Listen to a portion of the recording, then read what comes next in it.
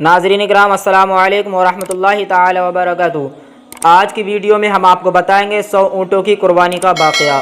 ये वाक़या हज़रत अब्दुल मुत्तलिब और हज़रत अब्दुल्लाह से जुड़ा हुआ है। हज़रत अब्दुल मुत्तलिब ने हज़रत अब्दुल्लाह की ज़िंदगी का सदक़ा 100 ऊँटों की कुर्बानी देकर किया था और हज़रत अब्दुल्लाह हुज़ूर अक़दस सल्लल्लाहु ताला अलैहि वसल्लम के वालिद गिरामी हैं और हज़रत अब्दुल मुत्तलिब हुज़ूर अक़दस सल्लल्लाहु ताला अलैहि वसल्लम के दादा जान हैं। अब आइए हम आपको वाक़या सुनाते हैं। अब्दुल मुत्तलिब को यह हुक्म उस वक्त दिया गया जब वह अपनी मन्नत भूल चुके थे। पहले ख्वाब में उनसे कहा गया मन्नत पूरी करो। उन्होंने एक मेंढा ज़िबा करके गरीबों को खिला दिया। फिर ख्वाब आया इससे बड़ी चीज़ पेश करो। इस मरतबा उन्होंने एक बैल ज़िबा कर दिया। ख्वाब में फिर यही कहा गया इससे भी बड़ी चीज़ पेश करो। अब उन्होंने ऊँट ज़िबा किया। फिर ख्वाब आया इससे भी बड़ी चीज़ पेश करो। उन्होंने पूछा इससे भी बड़ी चीज़ क्या है? तब कहा गया अपने बेटों में से किसी को ज़िबा करो जैसा कि तुमने मन्नत मानी थी। अब उन्हें मन्नत याद आई। अपने बेटों को जमा किया, उनसे मन्नत का जिक्र किया। सबके सर झुक गए। कौन ख़ुद को ज़िबा करवाता? आखिर अब्दुल्ला बोले अब्बा जान आप मुझे ज़िबा कर दें। ये सबसे छोटे और सबसे खूबसूरत थे। सबसे ज़्यादा मोहब्बत भी अब्दुल मुत्तलिब को इन्हीं से थी। लिहाजा उन्होंने कुर्रा अंदाज़ी करने का इरादा किया। तमाम बेटों के नाम लिखकर कुर्रा डाला गया। अब्दुल्ला का नाम निकला। अब उन्होंने छुरी ली, अब्दुल्ला को बाजू से पकड़ा और उन्हें ज़िबा करने के लिए नीचे लिटा दिया। जो ही बाप ने बेटे को लिटाया, अब्बास से ज़ब्त ना हो सका, फ़ौरन आगे बढ़े और भाई को खींच लिया। उस वक्त ख़ुद भी छोटे से थे। इधर बाप ने अब्दुल्ला को खींचा। इस खींचा तानी में अब्दुल्ला के चेहरे पर खराशें भी आईं। उन खराशों के निशान मरते दम तक बाकी रहे। इस दौरान बनु मखज़ूम के लोग आ गए। उन्होंने कहा आप इस तरह बेटे को ज़िबा ना करें, इसकी माँ की ज़िंदगी ख़राब हो जाएगी। अपने रब को राज़ी करने के लिए बेटे का फ़िदिया दे दें।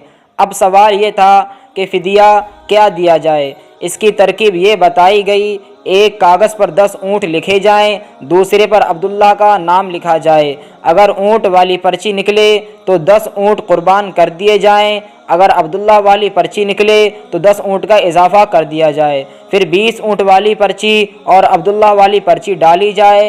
अब अगर 20 ऊँट वाली पर्ची निकले तो 20 ऊँट कुर्बान कर दिए जाएं, वरना 10 ऊँट और बढ़ा दिए जाएं। इस तरह 10-10 करके ऊँट बढ़ाते जाएं। अब्दुल मुत्तलिब ने ऐसा ही किया। 10-10 करके ऊँट बढ़ाते हर बार अब्दुल्लाह का नाम निकलता चला गया, यहाँ तक कि ऊँटों की तादाद 100 तक पहुँच गई।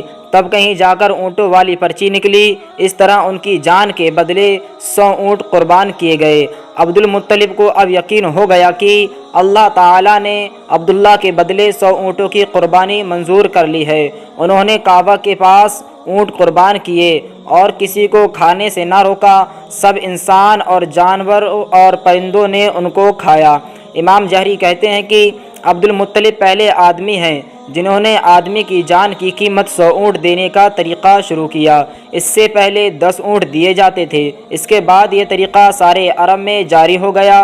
गोया कानून बन गया कि आदमी का फ़िदिया 100 ऊँट है। नबी करीम सल्लल्लाहु ताला अलैहि वसल्लम के सामने जब ये ज़िक्र आया तो आपने इस फ़िदिये की तस्दीक फरमाई, यानी फरमाया कि ये दुरुस्त है। और इसी बुनियाद पर नबी करीम सल्लल्लाहु ताला अलैहि वसल्लम फरमाते हैं मैं 2 ज़बीहों यानी हज़रत इस्माईल अलैहिस्सलाम और हज़रत अब्दुल्लाह की औलाद हूँ। हज़रत अब्दुल्लाह कुरैश में सबसे ज़्यादा हसीन थे। उनका चेहरा रोशन सितारे की मानंद था। कुरैश की बहुत सी लड़कियां इनसे शादी करना चाहती थीं, मगर हज़रत अब्दुल्लाह की हज़रत आमना से शादी हुई। हज़रत आमना वहाब बिन अब्द मुनाफ बिन ज़ोहरा की बेटी थीं। शादी के वक्त हज़रत अब्दुल्लाह की उम्र 18 साल थी। ये शादी के लिए अपने वालिद के साथ जा रहे थे। रास्ते में एक औरत काबे के पास बैठी नज़र आई। ये औरत बरक़ा बिन नौफल की बहन थी। बरक़ा बिन नौफल कुरैश के एक बड़े आलिम थे। बरक़ा बिन नौफल से इनकी बहन ने सुन रखा था کہ وقت کے آخری نبی کا ظہور ہونے والا ہے، اور ان کی نشانیوں میں سے ایک نشانی یہ ہوگی کہ ان کے والد کے چہرے میں نبوت کا نور چمکتا ہوگا۔ جو ہی اس نے عبداللہ کو دیکھا، فوراً اس کے ذہن میں یہ بات آئی۔ اس نے سوچا ہو یا نہ ہو، یہ وہ شخص ہے جو پیدا ہونے والے نبی کے باپ ہوں گے۔ چنانچہ اس نے کہا اگر تم مجھ سے شادی کر لو تو میں بدلے میں تمہیں اتنے ہی اونٹ دوں گی جتنے تمہاری جان کے بدلے میں ذبح کیے گئے تھے۔ اس پر انہوں نے جواب دیا میں اپنے باپ کے ساتھ ہوں، ان کی مرضی کے خلاف کچھ نہیں کر سکتا، نہ ان سے الگ ہو سکتا ہوں، اور میرے والد باعزت آدمی ہیں، اپنی قوم کے سردار ہیں۔ بہرحال ان کی شادی حضرت آمنہ رضی اللہ تعالی عنہ سے ہو گئی۔ آپ قریش کی عورتوں میں نسب اور مقام کے اعتبار سے افضل تھیں۔ حضرت آمنہ حضرت عبداللہ کے گھر آ گئیں۔ آپ فرماتی ہیں جب میں ماں بننے والی ہوئی تو میرے پاس ایک شخص آیا، یعنی ایک فرشتہ انسانی شکل میں آیا۔ اس وقت میں جاگنے اور سونے کی درمیانی حالت میں تھی۔ اس نے مجھ سے کہا کیا تمہیں معلوم ہے تم اس امت کے سردار اور نبی کی ماں بننے والی ہو؟ اس کے بعد وہ پھر اس وقت آیا جب نبی اکرم صلی اللہ تعالیٰ علیہ وسلم پیدا ہونے والے تھے۔ اس مرتبہ اس نے کہا جب تمہارے یہاں پیدائش ہو تو کہنا میں اس بچے کے لیے اللہ کی پناہ چاہتی ہوں ہر حسد کرنے والے کے شر اور برائی سے۔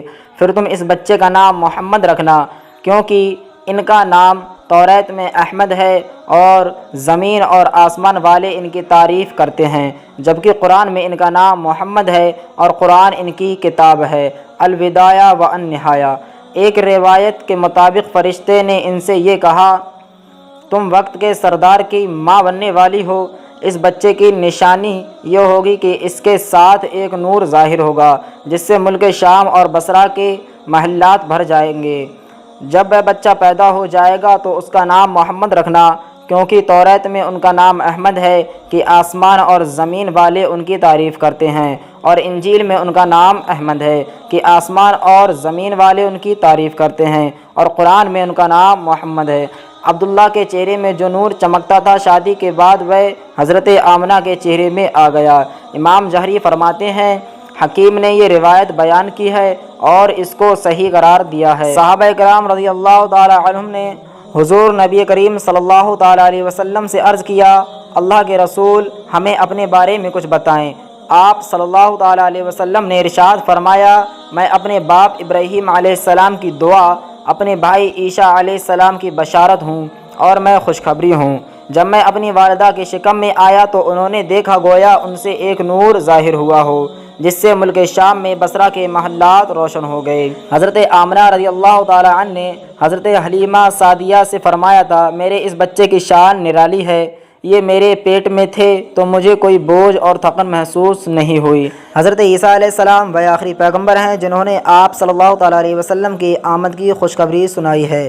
اس بشارت کا ذکر قرآن میں بھی ہے، اور اسی طرح وہ وقت بھی قابل ذکر ہے جبکہ عیسیٰ ابن مریم علیہ السلام نے فرمایا کہ اے بنی اسرائیل میں تمہارے پاس اللہ کا بھیجا ہوا ہوں کہ مجھ سے پہلے جو توریت آ چکی ہے میں اس کی تصدیق کرنے والا ہوں، اور میرے بعد جو ایک رسول آنے والا ہے ان کا نام مبارک احمد ہوگا، میں ان کی بشارت دینے والا ہوں۔ اب چونکہ حضرت عیسیٰ علیہ السلام بشارت سنا چکے تھے اس لیے ہر دور کے لوگ آپ صلی اللہ تعالیٰ علیہ وسلم کی آمد کا بے چینی سے انتظار کر رہے تھے۔ ادھر آپ کے پیدائش سے پہلے ہی حضرت عبداللہ انتقال کر گئے۔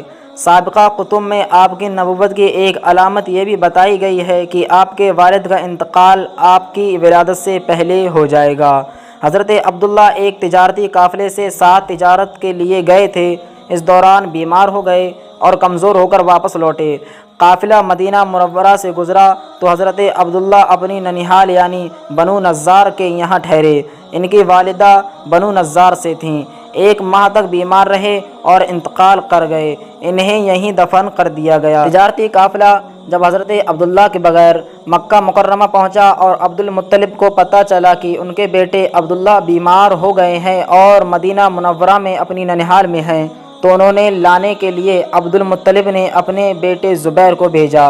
جب یہ وہاں پہنچے عبداللہ کا انتقال ہو چکا تھا، مطلب یہ کہ آپ صلی اللہ تعالیٰ علیہ وسلم اس دنیا میں اپنے والد کی وفات کے چند ماہ کے بعد تشریف لائے۔